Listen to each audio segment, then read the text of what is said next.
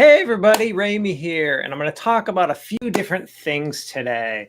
Welcome to this episode. I just want to, update everyone and give them some, feedback about things I've been thinking about throughout the week and some of the things that have been going on and some of the things I'm seeing online and stuff as I usually do.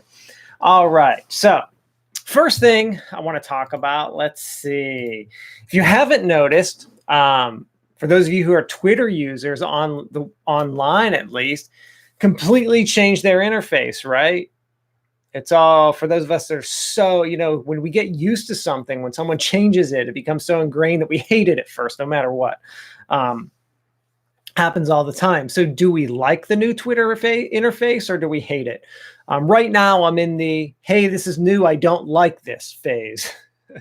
Give me 2 weeks with it, a couple weeks, and then ask me again. It's one of the things I see people, what they do is they will actually, like when someone tries a Mac for the first time when they're so used to PCs, or there's vice versa, they try a PC and they're so used to Macs and they're like, I hate this, I don't understand this. Or you're so used to your Android phone and you use an Apple one and you're like, I hate this, I don't understand it.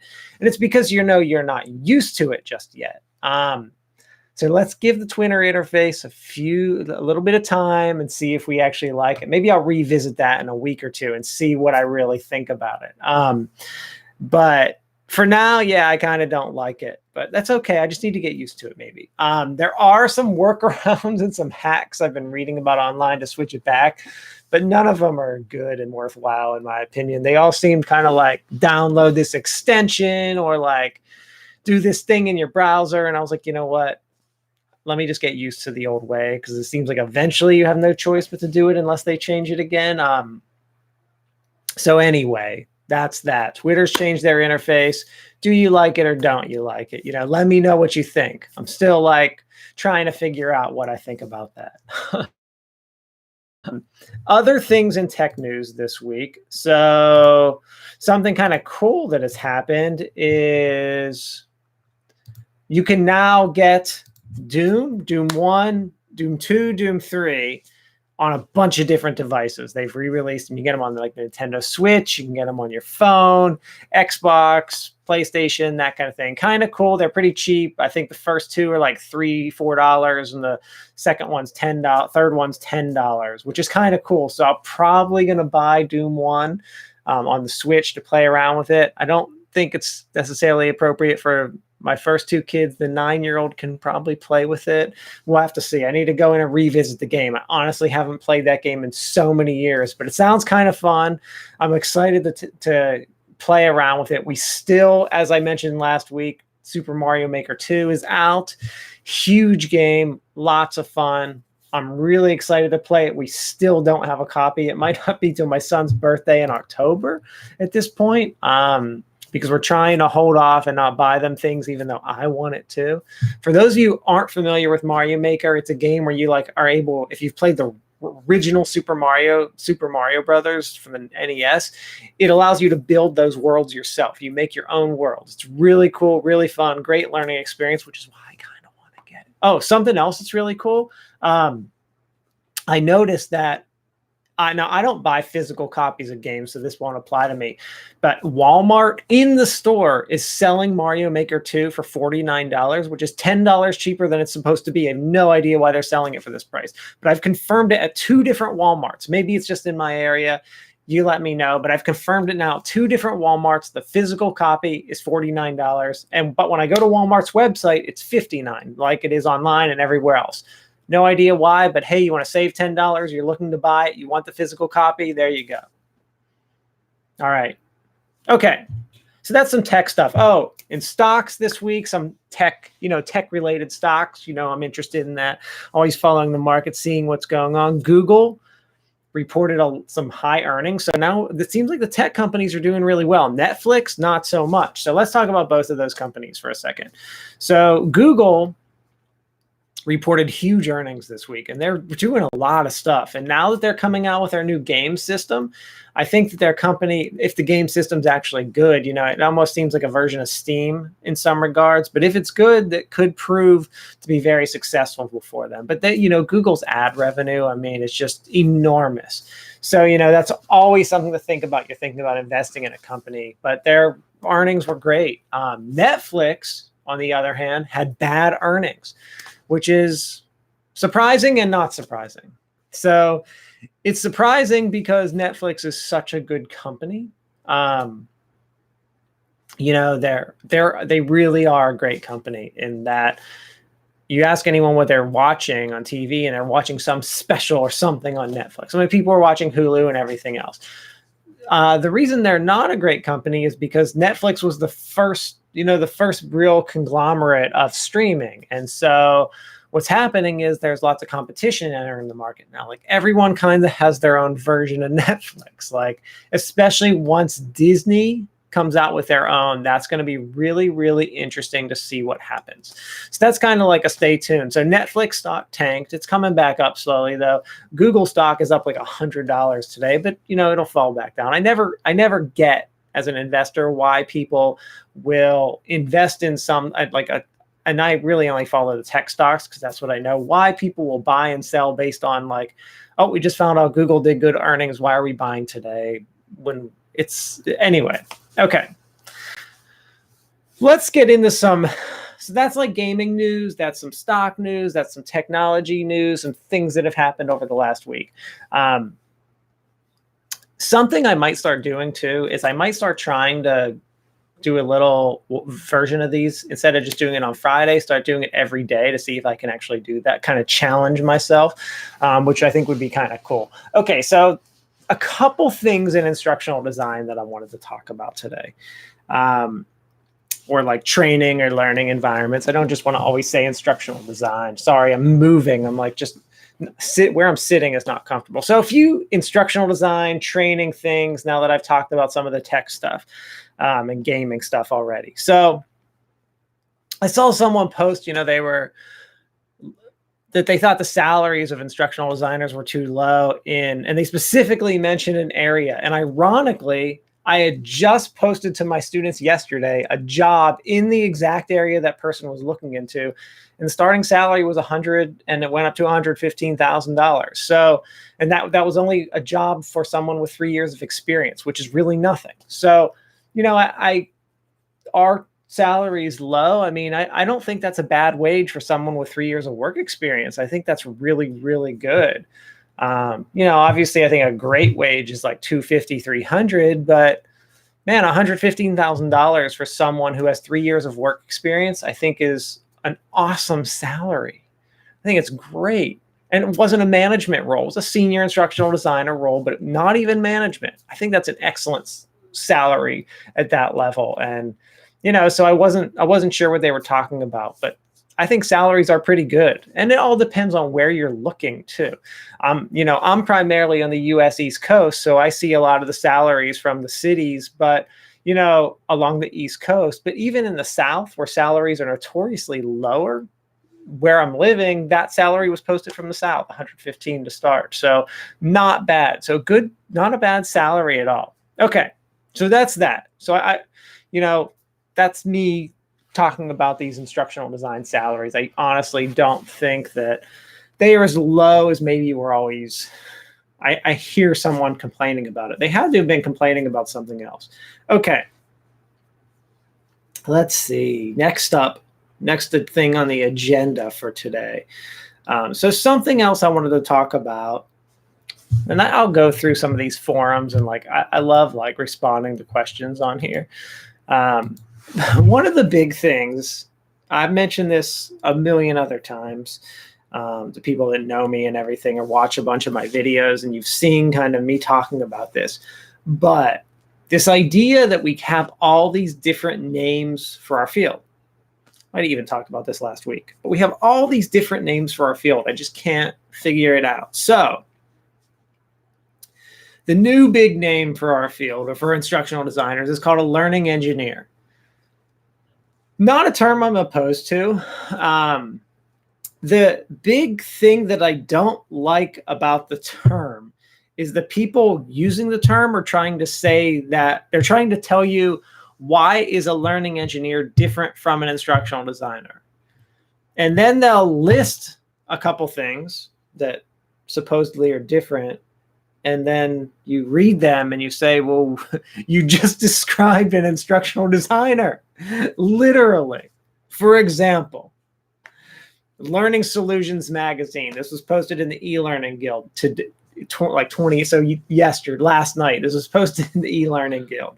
And it's what's the difference? So writing for the website Inside Higher Ed, Mark Lieberman identifies 3 key differences that he envisions between the learning engineer role and the instructional designer. Let's hear what they are. First one, collaboration partners. The learning engineer works closely with administrators, while the ID collaborates with instructors. Next one, qualitative or quantitative. A learning engineer studies quantitative data to make decisions, whereas an ID focuses on individual needs to make qualitative judgments. And I'm going to address each one of these, but let's just listen to the third one. And then the forest or the trees. I really like that description, the forest or the trees. That's kind of strange, but okay. The forest or the trees. As an ID, I've never heard that before, ever, but okay. Learning engineers impact more often at the program level, whereas ID is focused on shaping individual courses. And I assume he's coming at this, he's writing for Inside Higher Ed. He's coming at this from an ID in higher education. Okay. So let's talk about each one of these points. So collaboration partners.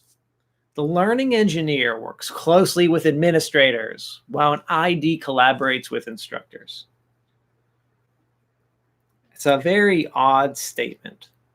Why would an ID not work with administrators? There has to be. So where at my university where we are, there's an instructional design team, and their lead is a top administrator for the university. So and all of their initiatives are working with administration. So I don't see that.